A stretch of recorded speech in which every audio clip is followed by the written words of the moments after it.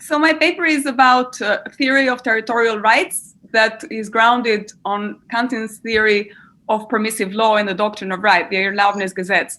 And I'm going to say in a minute how I try to use Kant's theory of permissive law to talk about the justification of territorial rights.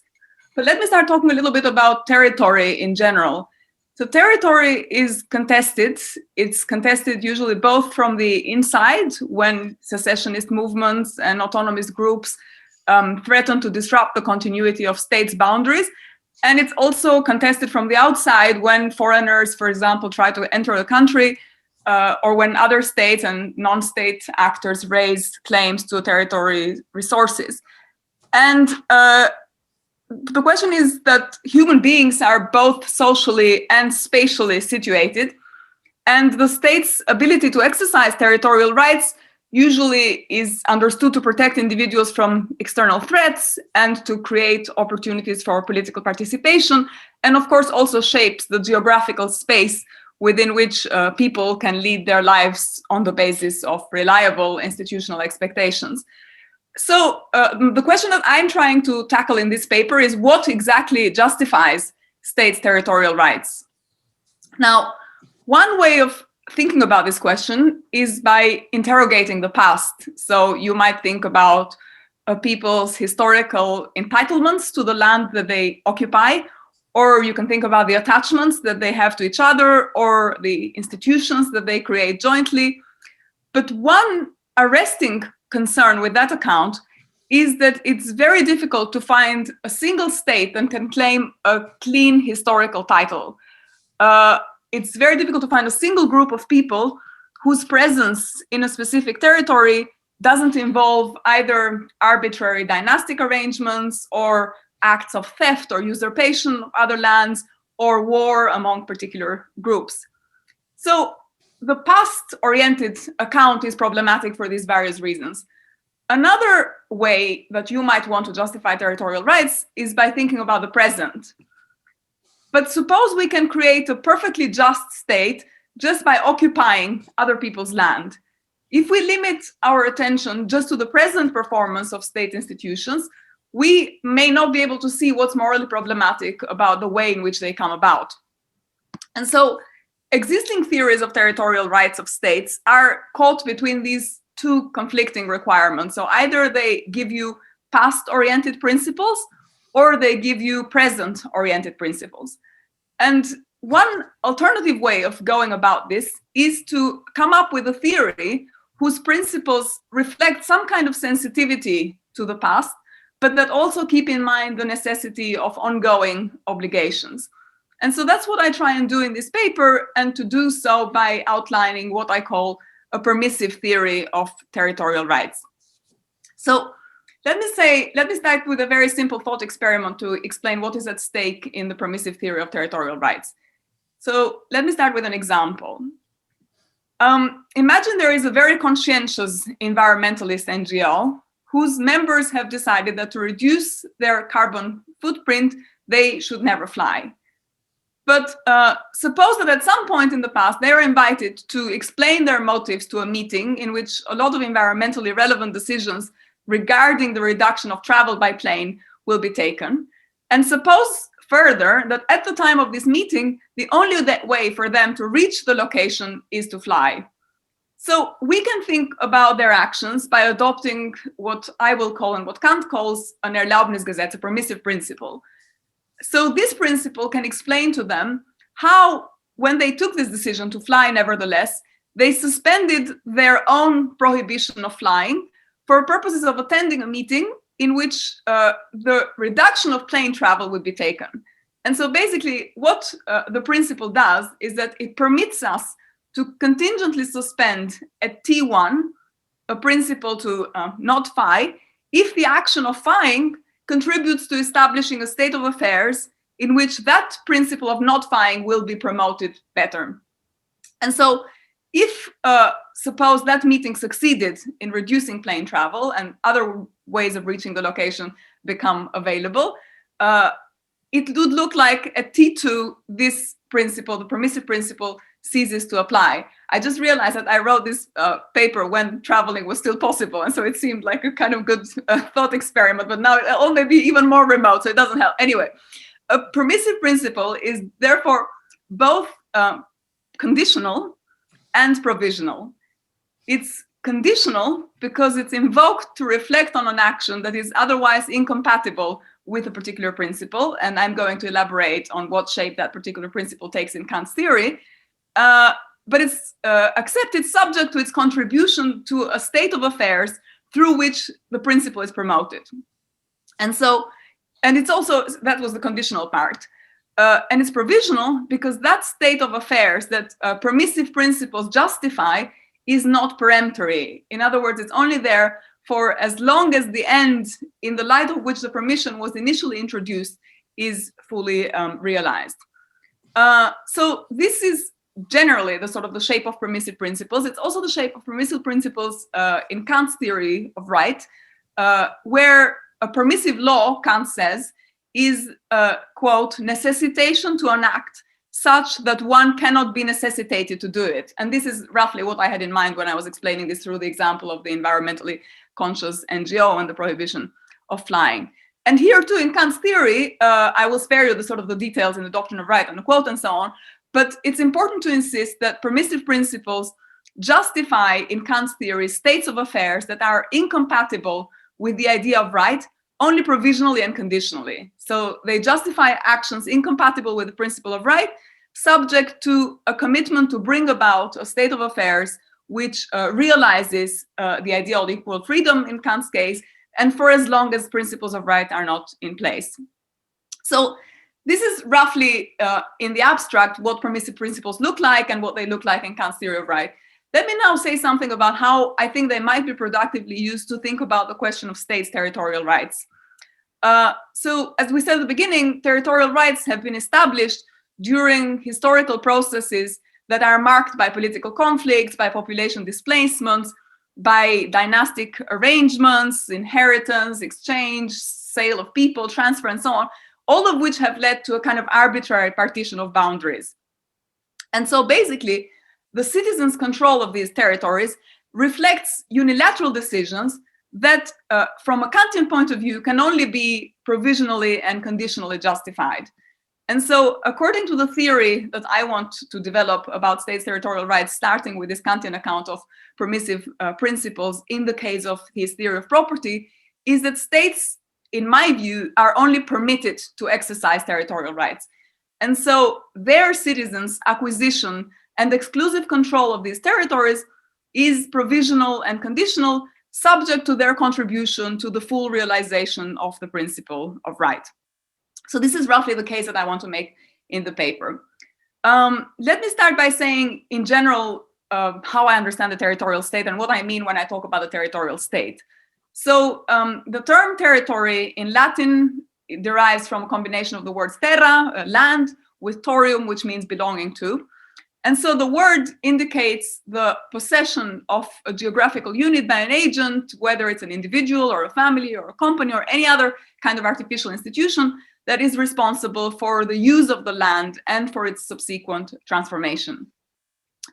And the term state, on the other hand, comes from the Latin status, and in the first medieval connotations of that word, it was employed to denote both the state, or the kind of personal standing of the rulers, and the state, or the conditions of the realm or of the commonwealth, understood as a political unit. And so when the word progressively shifted its meaning to the modern concept of the state that we are familiar with, it basically indicated both a form of institutional organization that is distinct from the rulers and the ruled, and also has responsibility for exercising power and making changes to the laws in the specific unit. So basically, the term territorial states is linked to a collective exercise of political power over a bounded geographical area through an artificial political agent like the state. And so states' territorial rights can be understood with reference to this threefold relationship between the bounded geographical area, the territory of the state, the people that control the land, so the citizens in their capacity of both rulers and rule, and the institution through which they're control of the land. And so in order to understand why states have these territorial rights, we need to answer three questions. The first one is, what justifies the people's entitlement to occupy this bounded area of geographical space? And I'm going to call this the question of settlement. So what enables them to settle in a particular area of land? The second one is, what justifies their right to permanently control the territory? And I call this the question of exclusion. And this is relevant when you think, for example, about questions of migration, but also questions of what entitles citizens to keep out enemies and so on. And the third, what explains the state's ability to settle and to exclude others from a specific piece of territory? And I call this the question of particularity. Now, and these different theories of territorial rights have different answers to all these questions. I'm not going to go into that, only if we have time at the very end to explain what virtues the permissive theory has compared to these other theories. But in asking, why do states have these territorial rights? I think it's worth starting with, again, another thought experiment, which is to imagine the whole universe as initially unaffected by territorial claims. And so its resources the resources of the earth are completely available for use to all human beings, and anyone's claim to freely be in any particular piece of territory is as good as anyone else's. And the rationale is fairly clear for the thought experiment, because we want to know how it is that how is it that people came to settle in a particular land, or to explain their exclusive title of a particular land. And we have to imagine a situation in which they didn't have that claim. So how do we move from a situation in which the earth is for everyone and it's up for grabs, to the fact that particular portions of it are available to particular states? And all the theories of territorial rights who endorse this kind of thought experiment, they say, when they're, for example, acquisition theories, they say, well, in order to explain this transition from ownership, from no ownership to particular ownership, we need to think about the derivatives of the rights of states to control territory as grounded on the rights of individuals to control property on that territory. So that's the kind of Lockean familiar theory. And nationalists, for example, emphasize the fact that the land has a kind of a material and symbolic value, and inhabitants develop sort of cultural and political attachments and so on. And other theories, sort of liberal legitimacy theories, insist on the kind of institutional opportunities that the state makes available to its citizens. But the permissive theory that I'm going to outline is different from these, because it has two important dimensions in which it differs. So the first one is what I call the unit of justification. In all the existing theories of territorial rights, justification is constructed with reference to the claims of agents within the state. And so, the property owners in the case of Lockean theory, or members of particular national groups in the case of nationalist theories, and so on. And in the permissive theory that I develop in this paper, the unit of justification is universal, both across space. It extends to citizens of other states as well as to stateless people. And also across time. Hopefully it extends to future generations. And I'm also going to explain how that can be done with the permissive theory. And the second difference has to do with the nature of justification. So in all these theories of existing territorial rights, once we establish the territorial rights of states, that establishment makes those rights conclusive. So once the conditions are explained under which a state is entitled to its particular territory, then the claims that the state has are secure and binding. And by contrast, in the permissive theory, states' claims to particular pieces of territory are justified only conditionally and provisionally. So states can continue to exercise territorial rights if and only if their citizens are also politically committed to the establishment of a global authority that realizes universal principles of right. And so that's where the permissive theory follows Kant's justification of political obligation and his analysis of cosmopolitanism. So I'm now going to say something briefly on how this can be done on Kantian theories. And as I said, what we need to explain is the right to settle, the right to exclude, and the right to settle and exclude in a particular territory. And on Kantian grounds, the right to settlement is relevant, but it's not particularly relevant. So Kant says, in the theory of right, settlement is when you place people or things in a permanent position. And he argues that the justification of this act of placing yourself in a permanent position or claiming something permanently in the case of property, this all depends on an understanding of how you can control things on a permanent basis. So it's not just about your relationship to the land or your relationship to the resources that you control, but on your relationship with other people, because your claims to the land or your claims to resources will make it impossible for others to have claim to the same object or the same land. And so basically you can explain with settlement how an agent can be subjectively placed in a relevant position to, acquire an external thing. Kant says in the theory of right, land, because that is the first condition on the basis of which every other appropriation and possession and from their property depends. But, he says, given the freedom to be in an area of earth where nature has placed you, agents can't really be morally prevented from occupying that place. But he says that to take possession of any portion of physical space in ways that are relevant to justify then lasting possession requires imposing on other people an obligation to refrain from claiming the same area of earth or claiming the same objects. And for Kant's theory of property, that is a crucial passage. It's not so much how you can come to establish your claim on a particular land, but how you can, by establishing your claim in a particular piece of land, impose obligations on other people to refrain from claiming the same land which they also had a title to because of the original communal possession. So if the condition that justifies settlement initially is this kind of communal use of the earth, prior occupation for Kant justifies the exclusion of others, and this is where the Erlaubnisgesetz, the permissive law, becomes relevant, only provisionally and conditionally. So Kant says it's not enough to say that settlement in the territory promotes a particular goal of these people, because any lasting claim to the land requires a justification of the ability to permanently control the use of its resources and to force other people from accessing that good. And so in order to consider how you can actually have a lasting claim on the land such that you also exclude others, you need to turn to the second aspect of possession in Kant, which is the relational aspect. And so you need to think not just about how agents can come to establish a lasting relationship with external things in the way in which Locke, for example, does. Locke says if you labor the land, then you're entitled to it and it becomes yours. But you have to think about in what relationship you stand to other people such that you can impose this obligation. And so it turns out that for Kant, plausibly, the question of settlement can't really be sorted out without thinking about the question of exclusion. And so this is where then the Erlaubnisgesetz becomes crucial, because Kant thinks that it's possible to overcome this impasse that this issue of original acquisition generates by making the authorization of possession conditional upon entrance on the state. In other words, conditioned upon entrance to a collective political authority that distributes rights and obligations equally, compatibly with principles of right.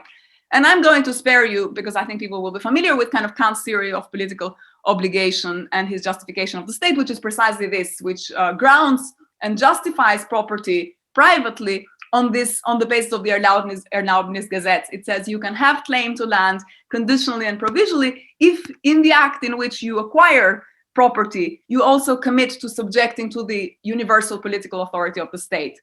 What I want to do, though, is to extend that framework and take that framework from Kant's doctrine of right and see if with that framework we can think not just about the relationship of individuals within the state, but about the relationships of states to each other within the global sphere. And so what I think hasn't been noticed or could be used more productively is to think about how you can extend the permissive principle, which is at the heart of Kant's theory of property and its justification of the state, to an account of territorial rights of states within the globe, within the earth. And so this is the kind of cosmopolitan complement to Kant's domestic account of political obligation, which explains why I think property rights or private right, public right, and cosmopolitan right are interdependent. And also why Kant says that they are interdependent. So this is why a violation in one of them leads to a violation and a collapse of the system in all of them. So basically, to extend that framework, what we need to say is that rather than being understood as permanently justified claims of states to a territory, as in the nationalist or acquisition theories or legitimacy liberal theories of territorial rights, the right of individuals to these states and to have the possibility to settle and to use these opportunities that the state makes available is, in my view, to consider these as merely provisional and conditional. And so to say that unilateral acts of territorial rights establishment are authorized if they also come with a commitment to join a political condition in which relationships between people, and therefore also their access to the resources that the institution they create makes available, are regulated by a public political authority.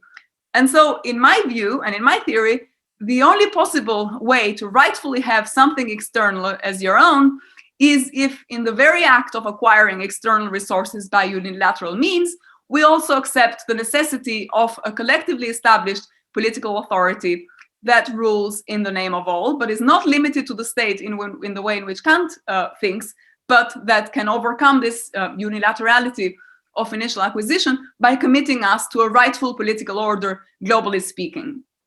And so basically, at the same time as we have a claim and an obligation to be in a state and to be part of the kind of right political authority that that state exercises, that obligation is conditional in turn on our commitment to having a universal political authority where the freedom in the use of external objects, to use the kind of Kantian terminology, is made consistent with that of everyone else on the globe.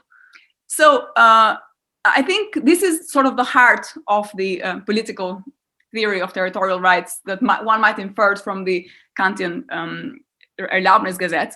And so the heart of it is to say that everyone who is brought together by nature and chance, as Kant says they are, can't avoid affecting each other and interfering with each other's freedom.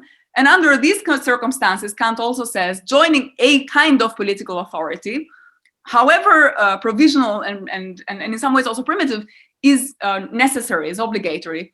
And in fact, it's the only condition under which the permissive principles can authorize unilateral settlement.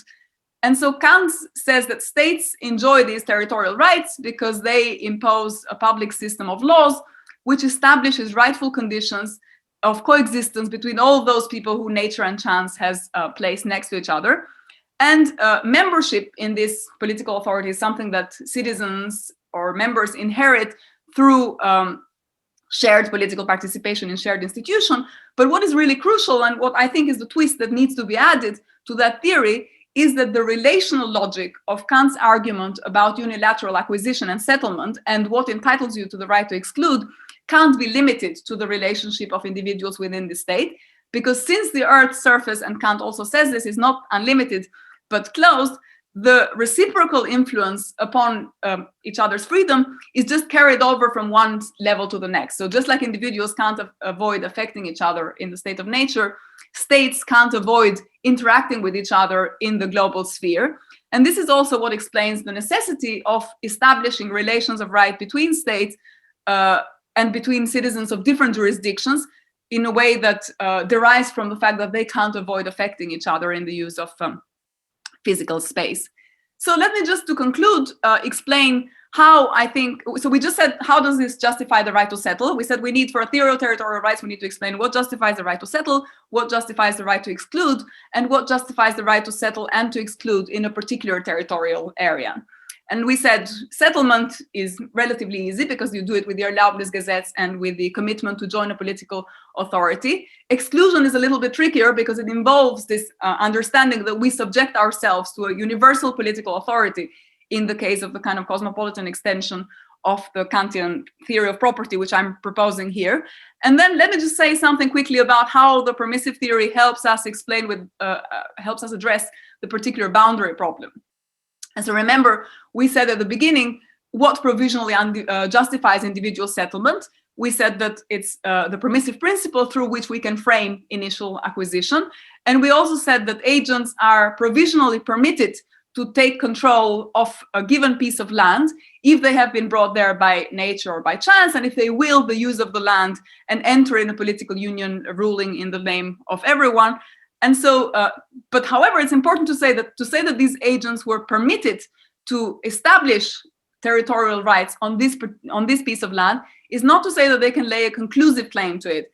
It's simply to emphasize that if this is coupled with a commitment to join a universal rightful political authority, then we can reflect on their actions by suspending the prohibition of not interfering with other ends. And so we said, individuals need somewhere to be, and they need some way of securing their existence, and taking control of the land and establishing a particular jurisdiction in it is one plausible and admittedly unilateral way of achieving this goal. So what this suggests is, as I say, is that unilaterality is permitted only in virtue of what it purports to achieve. In other words, a condition where jointly framed political institutions rightly regulate the claims of all.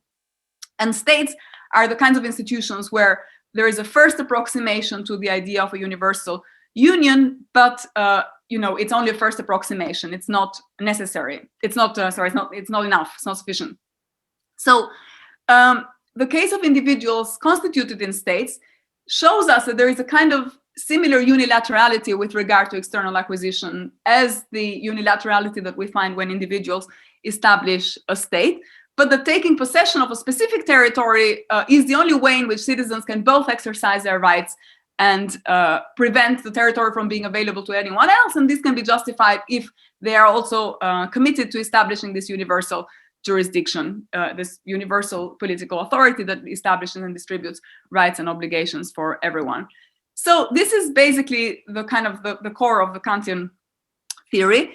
And as I say, I wanted to wrap up by explaining why it's relevant to have this Kantian theory address both these three questions: the settlement question, the exclusion question, and the particularity question.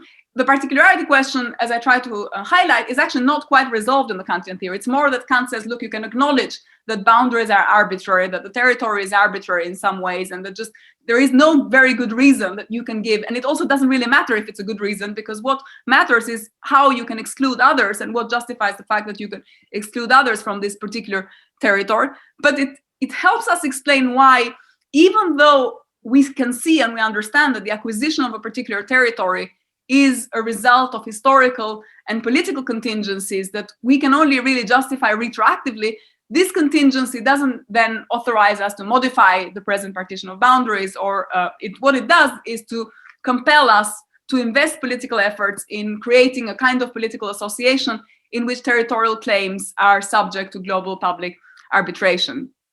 And so I think it's important, though, and this really is my last 3-4 sentences, we ought to be careful, I think, about jumping into conclusions about how, and we can talk about this more in question time, about how these conditions ought to be enforced. And so if we take seriously the permissive theory, states' enjoyment of rights over their territory is intrinsically bound to them taking up a series of political obligations towards both their citizens and to outsiders. And what I really want to conclude with is that I think a state's domestic jurisdiction can't be assessed regardless of how it acts in the international sphere, because it is intrinsically related to it. And so the virtue of the permissive theory is that it in some ways makes us as citizens both aware of the historical contingency of territory and of the kind of political necessity of territory, but while it makes permissible the acceptance of the order in which it appears, it also lets us realize that this order is intrinsically difficult to justify, and that the only way to really justify is if it compels us to invest political efforts in rising above the unilaterality of that order and the unilaterality of the states and the way in which they also make claims on behalf of their citizens with implications for other people, for other states, for the people they exclude. And so this has then important implications for a lot of other questions like migration, climate change, how you handle the distribution of resources across territories. And I'm not going to go into the applications, but yeah, so this is the upshot of the theory, is that you both acknowledge the unilaterality and contingency of boundaries, but you also acknowledge the political obligation to rise above that unilaterality. Thanks, I'll just stop there.